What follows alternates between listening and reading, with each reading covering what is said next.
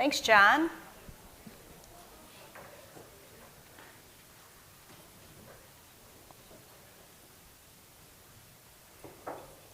All right. Hi, Michael. How are you?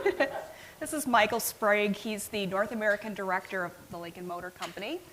And we're going to have a fireside chat. And you can just pretend there's a fire right here. You just got to use your marketing imagination. So this is our fireside chat. Well, can I just say, first of all, I love those ads. Did you? Those were fantastic. Although I'm a little fearful that in 15 or 20 years, hopefully you may be showing some of the work that we're doing at Lincoln, but they were phenomenal. Great way to start the event. I love the old ads. I mean, we come a long ways, but then have we really? We really haven't, right? Exactly. We're still using all those superlatives and exactly. Everybody Bigger, thinks what they longer, have is the all best. new. Yeah, yes. Exactly. So, well, thank you for joining me today. I know you guys have had some really interesting stuff happening. Yep. And I thought we would start out our talk before we get started chatting with a video, which actually was the most viewed TV spot in October, according to iSpot TV, with 1.3 billion, yes, billion impressions. It's from Hudson Rouge for the 2020 Lincoln Aviator, and it's called Fresh Take on Movement. So, Ryan, could you please play the video?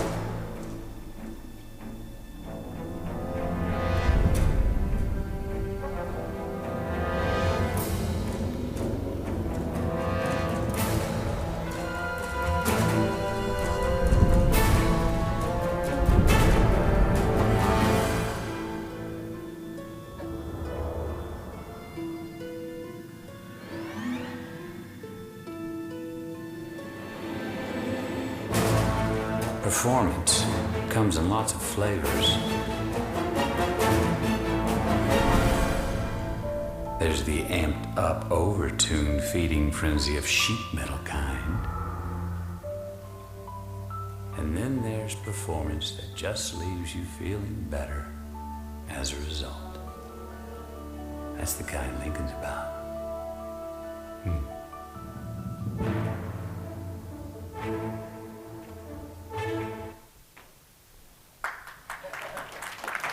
Thank you. I have to be honest, I never get tired of Matthew McConaughey. And I don't have to be unbiased for a minute because we actually do awards every year at our New York show, which you all should come to.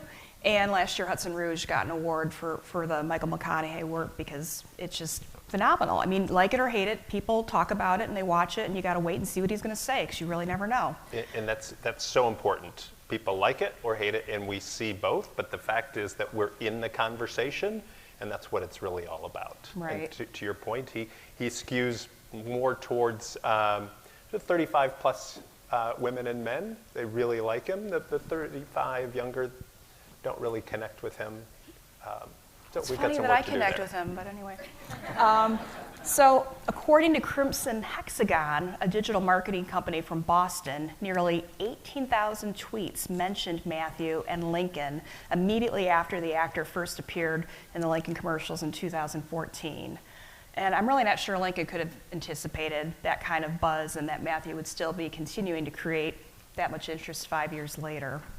But he is. He really is. He's been a phenomenal ambassador for the brand. And I'm not sure if people are aware, he's actually expanding his career. He's now a professor of film studies at the University of Texas at Austin, which is his alma mater. So hopefully he's talking about the work that he's done with the Lincoln brand in those classes. That's very cool. Yeah. That's very cool.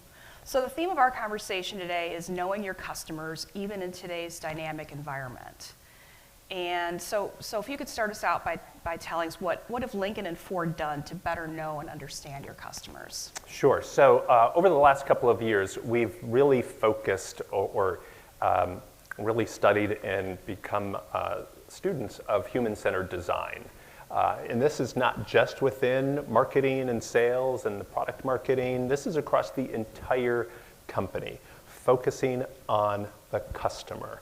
So it's understanding how to ask the questions and observing and probing and studying customers in all sorts of environments, trying to find the moments that matter for those customers in the relationship of every day, but also the relationship that they have with their vehicle. So that has then led us to kind of reposition the Lincoln brand and find our unique space in this ultra-competitive marketplace, which we kind of had a nod to in the first part of the Matthew aviator spot, where you've got all of these vehicles, and I don't know if anybody picked up on the little shark fins that are in there to kind of show that it's a shark-infested waters there in the premium SUV space, and then out comes the aviator. But so we've defined our product and design strategy around this idea of quiet flight, and there are 4 tenets to quiet flight, and that's beauty, human, gliding, and sanctuary. From a beauty standpoint, we've got to have absolutely beautiful, stunning, emotionally connected vehicles that people, as soon as they see them, they're attracted to them.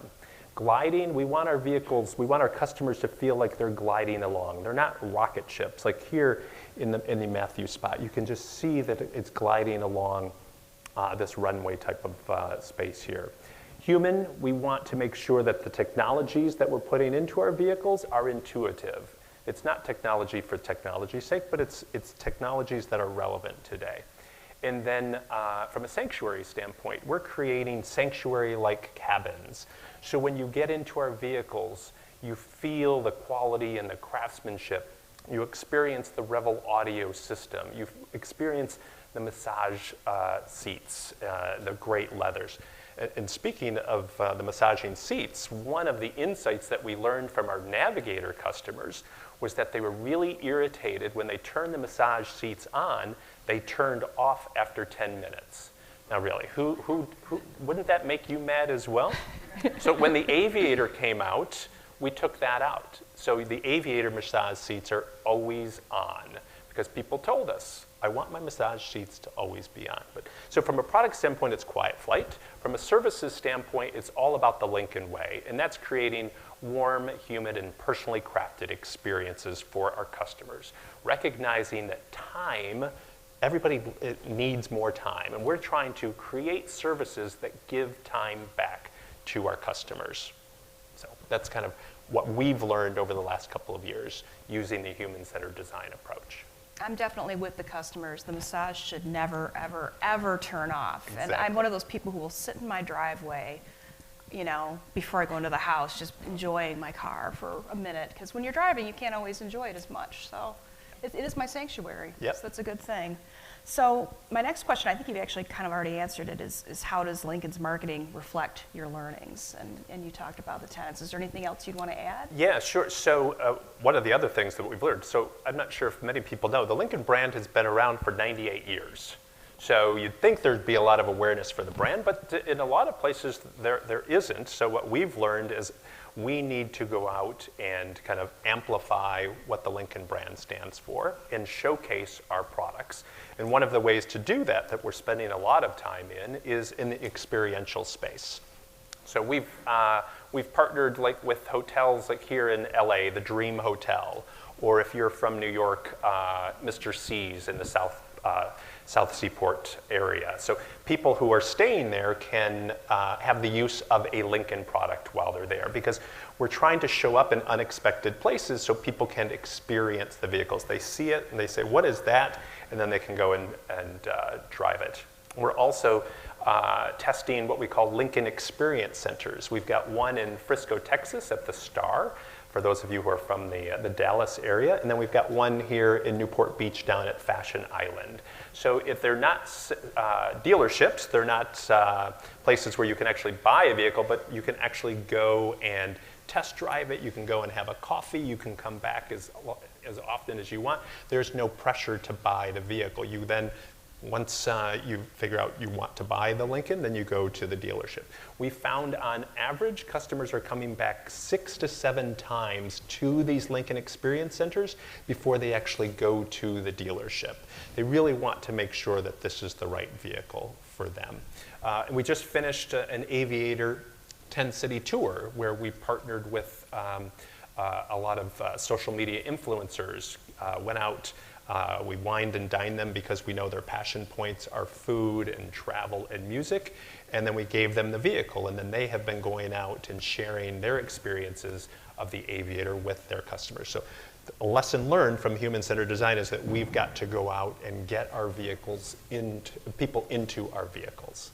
I wrote about one of those, the influencers in New York and the sleep Yes. video and the music and stuff. And Yep. you want to talk a little bit about that one? So in terms of, we've got the Embrace vehicle. So when you come up to a vehicle, an Aviator or Navigator, the vehicle actually settles down, so then you have greater ingress and egress. In terms of the sleep, so there was an issue where there was a malfunction in our new Lincoln Way app where it was actually causing the vehicle to go into a sleep mode, which helps reduce the battery life. We fixed that, and that's gotten better, so that was taken care of. Again, listening to your customers Exactly. and keeping the vehicles how they need them to be. Yeah. So you actually, I'd forgotten that before you were at Lincoln, you were at another automaker, and then before Which that, will remain nameless. Yeah, we'll just not talk about them. But you were at Lincoln for a long time before that, so Correct. you've got a really long history with the company, and can sort of look back over the years and see how things have changed. And how has marketing to potential customers and staying connected to current customers changed? Yeah, great question. So we look at, we kind of have three buckets of customers. We have our Lincoln loyalists, and from a loyalty standpoint, we rank number 3 behind Mercedes and BMW. We're at about 56% loyalty. The industry in the premium space is about 51%. So we are continuing to maintain our customer base, and that's going back to human-centered design, spending a lot of time with them to understand what the customer journey looks like from the moment they first become interested in the brand all the way through purchase, but then not stopping at purchase, then continuing through the service experiences as well. Because so many times in the past, we kind of sell the vehicle and then wait for them to come back in 3 years or 5 years or whatever. So the Lincoln loyalists, a lot of one-on-one communication with in-vehicle modems. We can then send over-the-air updates to them if we've got software updates, so we can connect with them. With our Lincoln Way app, we can communicate with them as well that way.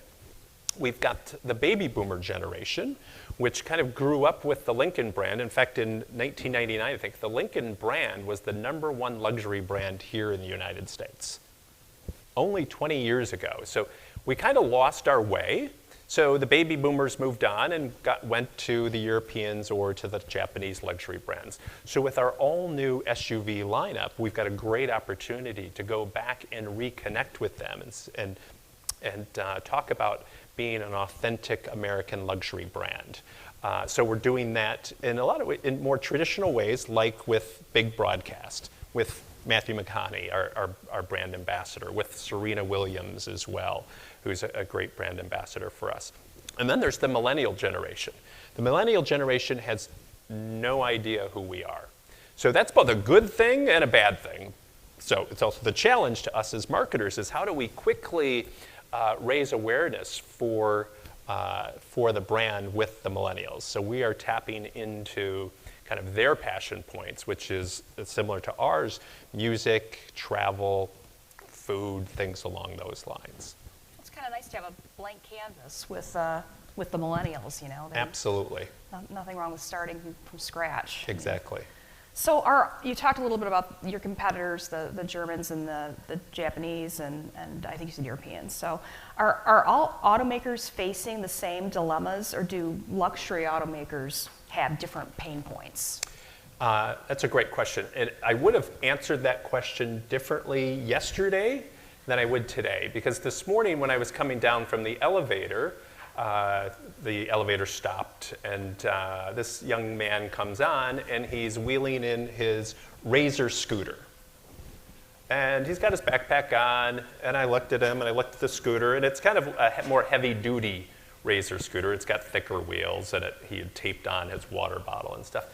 And I looked at him, and I said, "Do you always travel with that?" He's like, "Yeah, when I come to a city like LA or New York, I just take my scooter, and that way I can get from point A to point B much quicker. I don't have to worry about renting a car or using Uber or Lyft or any other means of transportation. God forbid, public transportation. Public transportation, yeah. exactly. So it's just like, we as auto manufacturers need to continue to be reminded that the landscape is changing dramatically. And there is a lot more competition in terms of transportation modes out there, scooters being one of them. But in terms of brands and the competition, you know, everybody knows in automotive, it comes down to the product.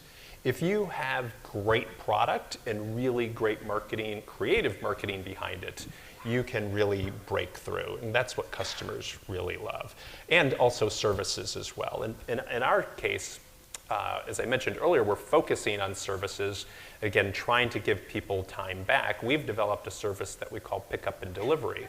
So you can go online through our Lincoln Way app and schedule your service appointment. Dealer comes and picks it up, gives you a loaner car, takes it back, gets it serviced, then brings it back once it's fixed. So far this year, we've had 250,000 people take advantage of this pickup and delivery service. In the month of October, 19,000 people went onto our app, scheduled the appointment, had somebody come and pick it up. They love this because we're giving them time back. They don't have to go through the typical service experience. So which is time consuming, you know? And that's exactly the point, is we're trying to figure out ways to give people time back. So I have to say, I love numbers and I love demographics, and I know psychographics have become more important in some ways.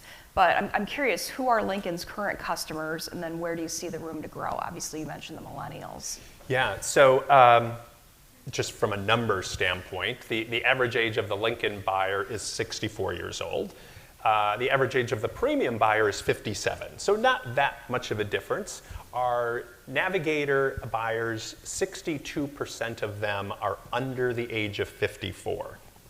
Aviator, 49% are under the age of 54. So we've got vehicles that are bringing our age down, but then we also have some vehicles in our portfolio that are pulling the age up. So I think as we introduce more vehicles, we will be able to bring that age down. But in terms of the millennials, so we're getting ready to launch, or we're launching right now, the all-new Corsair. And it is targeted at a millennial customer who is looking to move up into the luxury space. They've been working really hard, they want to reward themselves, and this is a vehicle that we think will really resonate with them. It's in the small premium utility space. So to go to market, we had to figure out a way, what are their passion points? And we talked about music being one of them. So we've developed a campaign called Chart Your Course. And the idea behind it is we are trying to find the next big singer-songwriter artist. So it's a digital first initiative where a street performer or somebody that loves to sing in the shower or whatever, they can go create an original song. They can go online and create a video of them performing that, upload it to chartyourcourse.com, and then we had a panel of judges to call it down to 4 finalists. So to help promote this, we used Matthew McConaughey. We did not show him in person. We used his voice. He helped us launch it. We also partnered with Jon Batiste, who is one of the most innovative and creative musicians in the market today. So he helped really amplify this campaign. And then we're partnering with Harman Kardon, the Rebel brand, and also Universal Music Group to help bring the credibility behind it and the expertise. Because one of these people is then going to, well, first let me back up. We're creating 4 ads. They'll be in the Grammys in the end of January. And then the consumers will then vote for the winner. That winner will then go on and be able to go to Capitol Records and possibly cut their demo. They're going to have access to Jon Batiste and other musicians and producers to basically help take them from here to there. So our hope is maybe we will find the next Jon Batiste. In fact, we have a video here to kind of show how we announced it.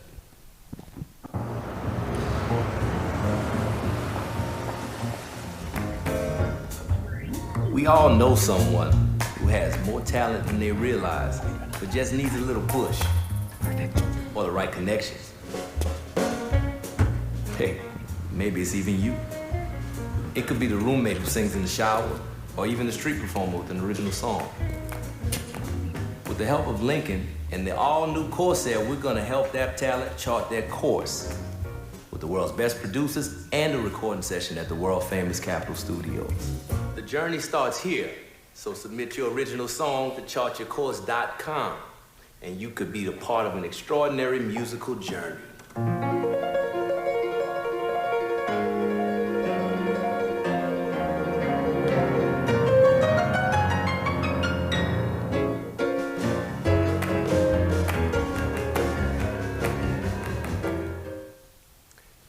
So real quick, we thought we would have about 500 submissions. And for those of you that wanted to quickly submit a video, sorry, it's closed. Because I know we've got some aspiring singer-songwriters out there. We thought we'd have about 500 submissions. We had 1,658. So what we know with the millennials, they love brands that are into these authentic stories and storytelling. And the stories that these people had in because we asked them to tell us about their journey. It's absolutely amazing, the stories that some of our finalists have in terms of the journey that they've been on. So it's going to be really cool.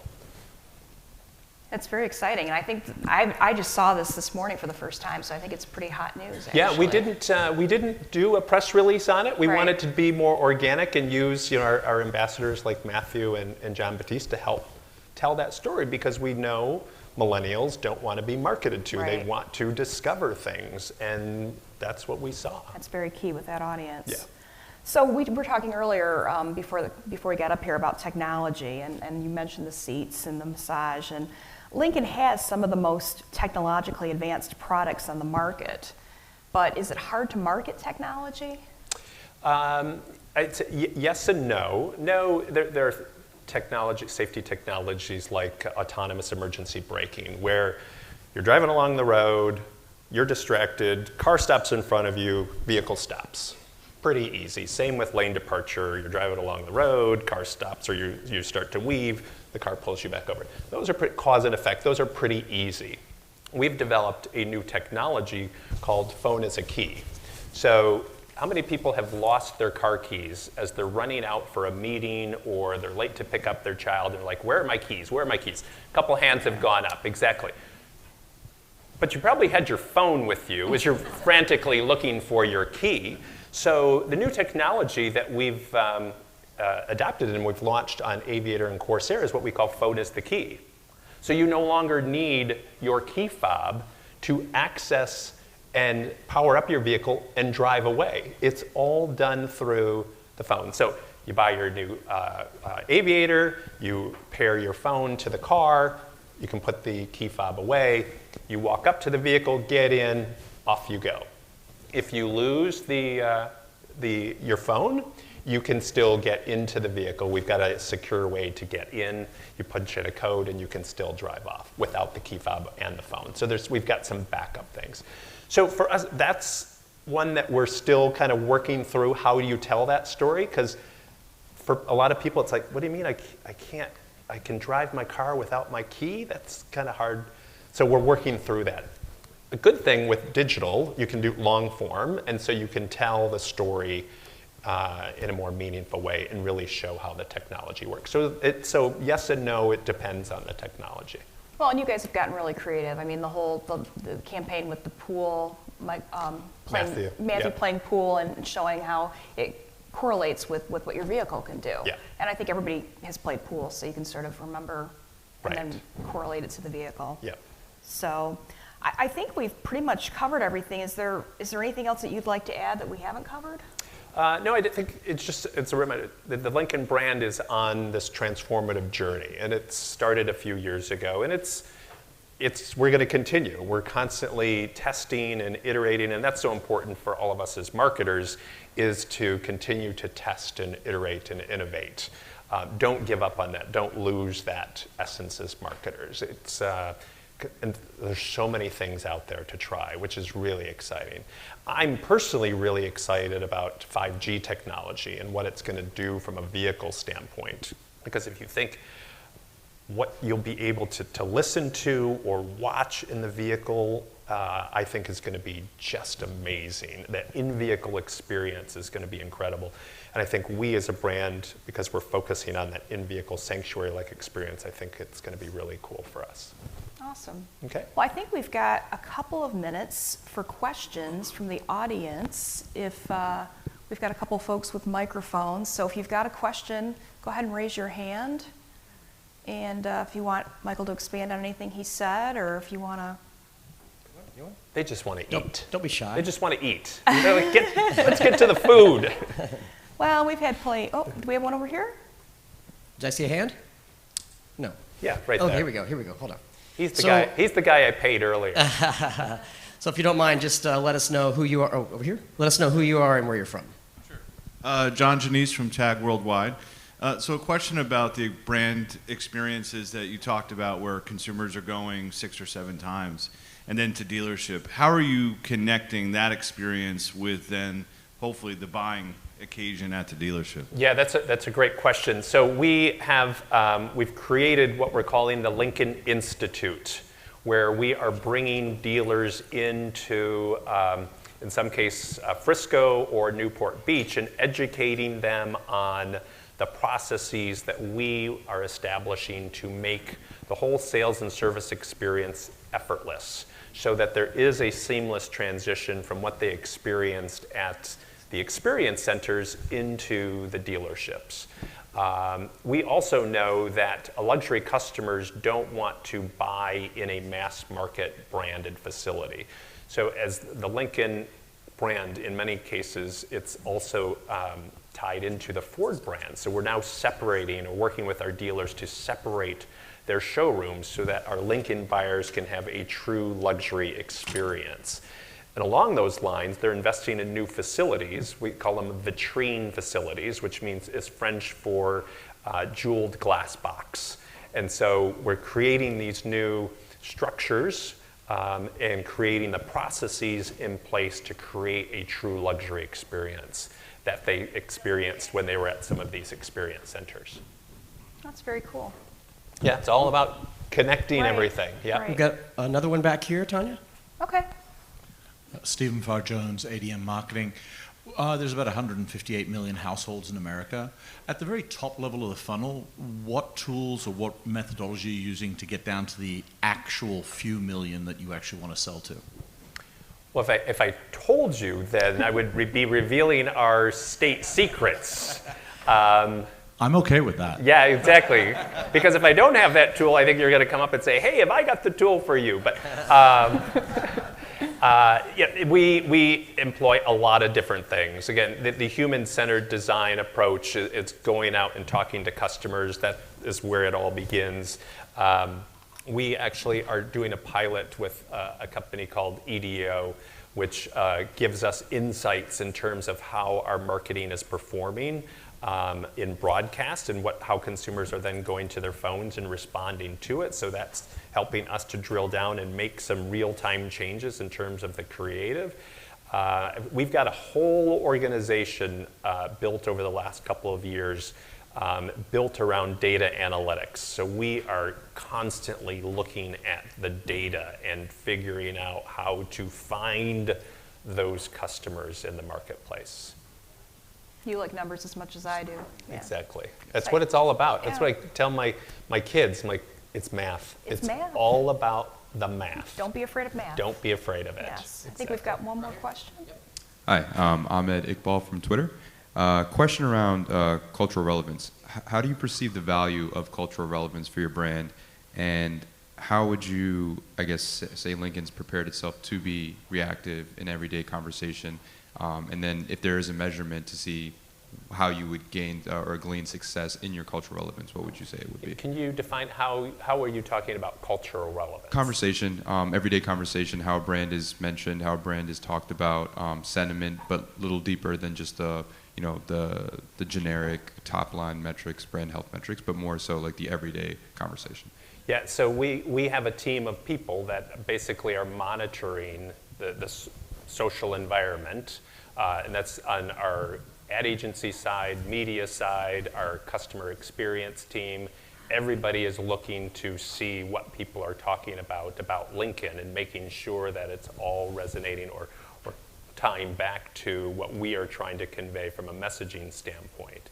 And that's, again, from a product and design standpoint, talking about quiet flight. And from a services standpoint, it's about the human, personally crafted, warm, and uplifting experiences that create an effortless experience for you. So, again, it goes back to the data. We're working with Twitter, we're working with Facebook, we're working with everybody, not everybody, because we can't, but we're working with the big players to help us understand and make sure that our messages are coming through, making sure we're being relevant today.